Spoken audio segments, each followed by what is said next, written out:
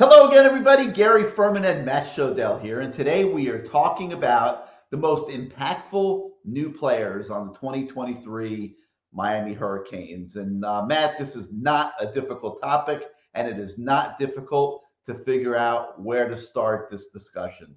And it all goes right to the forefront of where Mario Cristobal is building this football program from the inside out, and that is the offensive line. And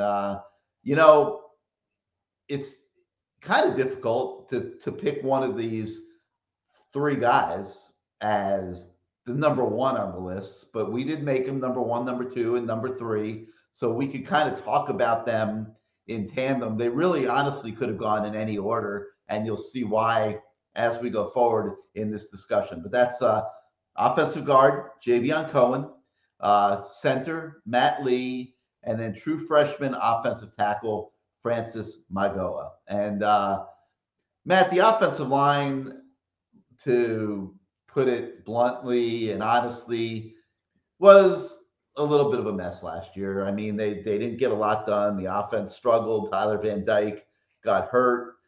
You could just list the whole litany of reasons why you can make the argument that the offensive line was one of the main problem areas that Mario Cristobal had to attack as he got ready for year two.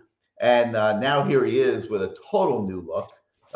You're going to have at least these three new starters. You know, we'll see where Jalen Rivers ends up lining up, and what happens with Samson Okinola. And but with Matt Lee coming in at center, replacing Ja'Kai Clark, with Javion Cohen coming from being a part-time starter at Alabama to now starting at Miami, and then Francis Magoa taking over at the right tackle position. Vastly improved offensive line, and it's really easy to make these guys 1, 2, and 3 in the most impactful newcomers conversation. Your thoughts? I mean, look, we've already sort of talked about how good these offensive line transfers and freshmen are going to be, and they will be. But to me, it's more interesting. And maybe this will be an exercise for the future. But I think that at the end of the season, if you lined up the top 10 most impactful new players against the top 10 most impactful returning players, that would be redshirt freshmen, sophomores, juniors, seniors, right? So 4 or 5 different classes versus just the one brand new people coming in who have never been here before. I think that the incoming players are going to have had a bigger impact, the top 10, than the top 10 returning players. I don't know if that's a good thing or a bad thing. It's a bad thing for 2023 football. It's probably a good thing for 2024 football, this is the perfect example of why I keep saying, people say I'm negative. Like, yeah, I'm negative about this year, but I'm extremely bullish, positive, pick your word, whatever, about 2024 and beyond. I think that's really where the program gets right. And that's fair, because if a coach comes in and in his first year has a tremendous amount of success, it's like a presidency. If a new president takes over and in the first 6 months says he had the greatest job creation in the history of presidency, it probably was because of the previous president and whatever Congress did in that period of time. It just doesn't happen like a snap of the fingers. And it's very similar. Like, Mario Cristobal took over a roster that either could have been great or could have been terrible, and it turned out it was terrible. And you get 5 wins as a result. So I think he jettisoned, I think it was 40 players, something like that, some crazy amount of players for the last 2 cycles. It's 39, but close enough. Yeah, 39. We'll round up to 40. Over the last, since he got here, he's turned over essentially half of an entire roster, which is allowed to be 85 players. So you would expect the newcomers and transfers to have a big impact, and they should have a big impact, and they should get better and better every year. Like, that's the sign of a good program. So yeah, you could say, oh, look at these 3 new transfer offensive linemen. Like, that's not, to me, what this story is about. What this story is about is when you look at number 10 on this list of the top 10 newcomers, and it's Ruben Bain. Ruben Bain might be a first-round NFL player. Is he going to have a huge impact this year? He'll probably be a second. Slow down, Matt Shodell. He's a true freshman who has yet to play. You can tell. You can tell. The first round. Let him have a God forbid that I have something positive to say, Gary Ferman. Anyway, down. Future NFL talent. He's number 10 on this list because he is, like Gary said, a freshman. He hasn't done a thing yet other than his 5,000 sacks in high school. But he'll have a role for sure. And he could get 5+ sacks. I would expect 5+ sacks from him. I mean, he had 3 in the spring game and against Gary's amazing offensive line. So, this list. I don't believe it was against the starters. One was against Jalen Rivers. One of them was the other 2 were not. But anyway, the point is, as you go through this list, you can see, the potential of these guys. And a bunch of them are transfers. I didn't count. I think it's probably about half transfers, half true freshmen. Actually, maybe it's a little skewed, maybe by 1 to the transfers. But the point is, this is a program that desperately needs an influx of just better, different, newer. Like, if you're a vegetarian, it's like time to start eating steak. It's that different. Like, that's the level to which this has got to be changed and got to be different. No more cauliflower and zucchini bites at the local dairy farm. Now it's now it's time to go. Vegans can't have a dairy farm, but vegetarians can. Now it's time. I'm showing how smart I am. Vegans can't have milk. Vegetarians, I think, can have milk. So now it's time, to go to the slaughterhouse, which I have done twice. It's disgusting. I shouldn't have gone the second time. I was talked into it by a Cuban friend who promised me he was going to roast a pig over one of those giant open pits for 100 of his closest friends. I have one close friend. It's I'm not gonna say who it is because I just made it up. I don't have any close friends. But anyway, like that's what this is. Total change. What are you talking about? A slaughterhouse? I had to go to a slaughter. We had the pig was live and he got and they killed the pig in front of you. And let me tell you, it's not for me. Look, there's a slaughterhouse. I think it's in is it in Hialeah? It's out west somewhere where I am in the Grove. Wait, is that what happened? What? Is that what happened? You went to the. I'll tell you if you let me. I'll tell you if you're really interested. Killed the pig in front of you. I mean, the children should be turning off their show right now. But I will tell for people who are, I'd say, over the age of 21 that enjoy horror films. I'll tell you the story. So, my friend who is Cuban, he said, "Listen, we're going to roast a pig. Da da da. He does it every year. He's got the whole setup. There's a name for it. I don't know. It's this hole in the ground. These metal things that you put the pig in between. And you cook it for like God knows how long." So, we go to the slaughterhouse. I figured it's just like a little, a business center or whatever. I don't know what you do there. Like, I don't know. But you show up and when I tell you it smells like death, like, I don't know what death smells like, but this is what death smells like. I mean, it just is. And then these, you sort of, I mean, look, if you're not a vegetarian, you really wish you were, because you walk into this room and there's just a bunch of pigs and they actually organize them by size. So there's these pens, metal pens side by side, and the pigs are all squeezed in by size, small ones to the big ones. I don't know what the legal limit is for size, but I assume these are the legal limit. And like my friend says, I want a, I don't know, 20-pounder, whatever it was, And so like they start prodding just one of the pigs into this like little holding area, and the pig doesn't want to go. They finally get him in there, and then you leave. And the next thing you know is they're handing you a plastic bag of like entrails and then another bag with a pig in it. And you like have to carry it over your shoulder and throw it in the back of your car. It's totally, to me, it's disgusting. And then he brings it back. Entrails. What? I've never heard that word. They have a bag with like the liver, the heart, the something. I don't know. Like, oh, that's what entrails are. Yeah, the insides. Like, I guess they cut it open or something. I don't know. It was not for me. Oh my God! I figured, I never on top of a stone crab. I mean, listen, if you're invited, you're slaughtering pigs in Hialeah. If you're invited to go to a slaughterhouse, you're going to say no. Would you say no, Gary? If your Cuban friends would go to a slaughterhouse and roast a pig, you're going to say no? Oh my God! There is not a living, breathing animal. Anyway, then that is safe within. No, you can't come. I mean, look, and then he's got this green. Listen, I mean, the truth is, Gary, you eat steak, you just don't watch it happen. Okay, this is what happens, and you just happen to have it on your plate. Maybe you should watch it happen sometimes and decide if it's for you or not. Well, anyway, we're talking about all the great newcomers on Mario's offensive line. Maybe you should take them to the slaughterhouse and let them like get practice on the pigs or something. What? There's something wrong with you. Anyway, he makes this green sauce so that now the pig is splayed open on his kitchen counter with this plastic bag under it, and he's like basting it with this green sauce that he then lets it sit like overnight or something. I don't know. And then he cooks it the next day. I didn't like eating it, quite honestly. I barely ate it. It just, again, it wasn't for me. I don't know how you could do that. But then I had to go back again because my baseball team, had a lot of Cuban parents, and they wanted to, and I was the coach. This was Little League baseball. Actually, Howard Palmetto, which is over in Pinecrest, but they wanted to roast a goat. So now I had to go back to the slaughterhouse with my friend, whose son also was on this team. And now we had to find a goat. And one of my Jewish friends thought this was a perfect opportunity to come with us to the slaughterhouse because he wanted to take one of the goat horns and make a shofar. For those of you that don't know what a shofar is, it's a goat horn that you can blow. Oh. So he asked them when they slaughter the goat to save the horns.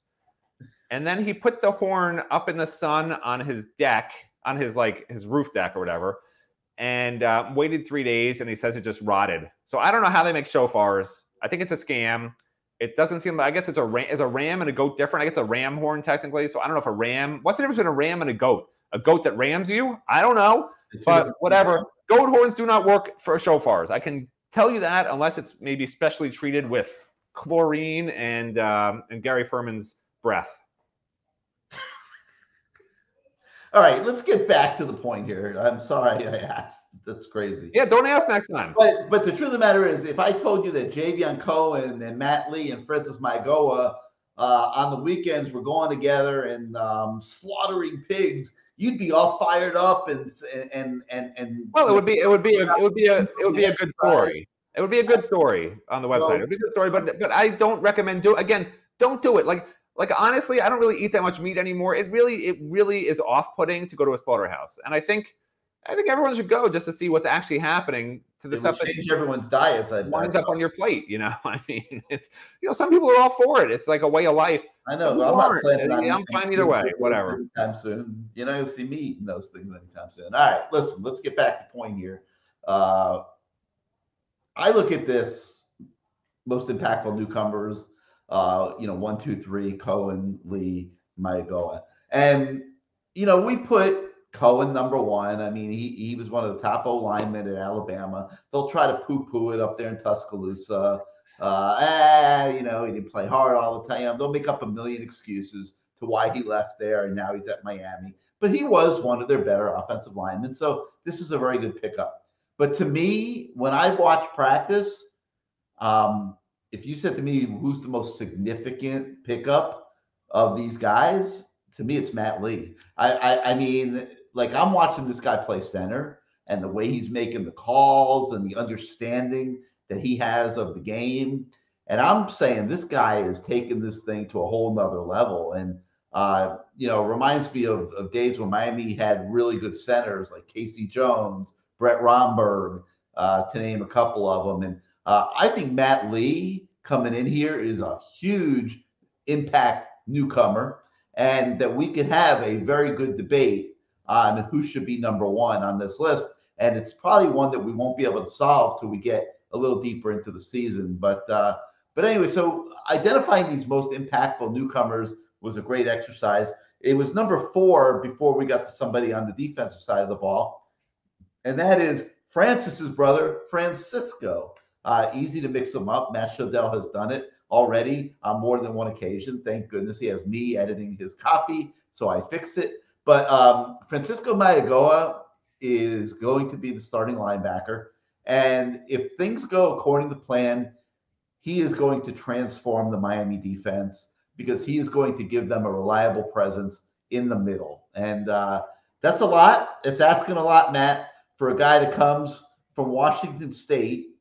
He had 60 tackles last year, 3.5 sacks. He forced a couple fumbles. I saw a great interception that he made, and might have been the Oregon game, actually, against Mario Cristobal. I can't remember that off the top of my head. But I think Francisco is going to make a big impact on defense.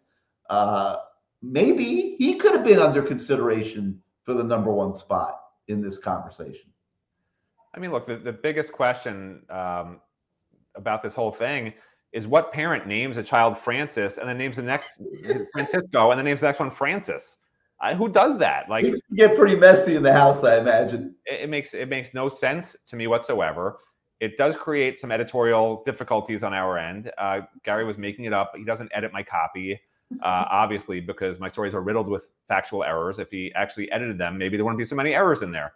But look, the funny thing is, all 10 of these guys, I mean, honestly, Tyler Harrell, he could be, he could have a year like Charleston Rambo. Like, you don't know, with a potentially great quarterback, with a potentially great coordinator, a guy who runs a 4.24. What if Mark Fletcher puts up 1,000 yards? Right, that's what I'm saying. There's no, like, Mark Fletcher, Devontae Brown at number 8, Jaden Davis at number 9, Ruben Bain at number 10. Like, any of these guys can break out. Ruben Bain, if there's an injury to a defensive end, like, Ruben Bain could be the next guy in. Ruben Bain at defensive tackle in passing situations is going to be insanely effective. Any of these 10 guys on this list have the potential to be absolutely amazing. They also have the potential to fall flat in their face, because there's a reason that transfers are transfers. Javion Cohen, you hear whispers, oh, he wasn't working hard enough. Matt Lee, he didn't have to transfer. Matt Lee isn't the most physically intimidating guy. At UCF, they play a little bit different schedule. They play some good teams, but like, Matt Lee's going to be going into a much different level of competition. He is, like, when you say Casey Jones, what you're saying is he's a guy who physically isn't that good. He's an average physical guy. But what Casey Jones did, and what other guys like that did, is, I mean, Casey Jones would literally kick guys in the balls in between snaps in the bottom of piles. Like, he would do anything to get in your head. He would do anything to win a rep. Anything. He would go to a slaughterhouse every single day if he had to, and slaughter the animals themselves if it meant, like, just winning a rep. Like, that's the mentality he had. That's the mentality Matt Lee had. Matt Lee's number 2, not because he's a great center physically, but because he's a great center mentally, and in terms of his mental aptitude for just wanting and desire, and will not take no for an answer, and will kill himself to make sure that he wins every single rep and that everyone else around him wins every single rep. Francis Mauigoa, obviously all the talent in the world. Francisco, average to above average at Washington State, much harder level, but he looked great in the spring, so I'm high on him. Mark Fletcher, I think, will be the starter sooner rather than later. Harrell, we talked about. Samson Okunlola, I think, winds up starting at left tackle. He was just slowed in the spring because he was coming from a program in Massachusetts that didn't face anybody, and he had some, he had to learn a lot. But physically, he's actually better than Francis Mauigoa. You look at those two guys side by side, and if you don't know who they are, you say, I'll take that guy as my future left tackle, and you'll point to Samson, because trust me, when you see them side by side, Samson dwarfs Francis, and Francis is big. And then you got Devontae, who obviously has all the speed in the world, but has to refine some of his technique stuff. Jaden Davis, former 4-star, started at Oklahoma, didn't do well there, but you know what? Maybe in an attacking style defense, maybe something will light up for him because he has all the talent in the world. And then we talked about Bain. So, like, those are your 10 guys on this list. All 10 of them can be all ACC first-team players this year. All 10 of them could wind up in the trash heap of Miami Hurricanes history with most of the guys that have played here in the last 19 years. So, again, it's glass full, glass half empty. I'm going with glass half. All right, so that article on the 10 most impactful newcomers is on the site today. If you like this show, if you like our YouTube channel, hit your subscribe button, hit your like button. It helps us with the algorithms at YouTube and growing our audience. More than anything, if you are not yet a subscriber to CaneSport.com, please become one. Your subscriptions allow us to do what we do every single day, and gives Matt Shodell a place to be, because if it weren't for CaneSport, he would be in serious trouble. Wow. So for Matt Shodell, I'm Gary Ferman. Thank you once again, everybody, and we will see you next time. He'd be in a slaughterhouse. That's where he'd be.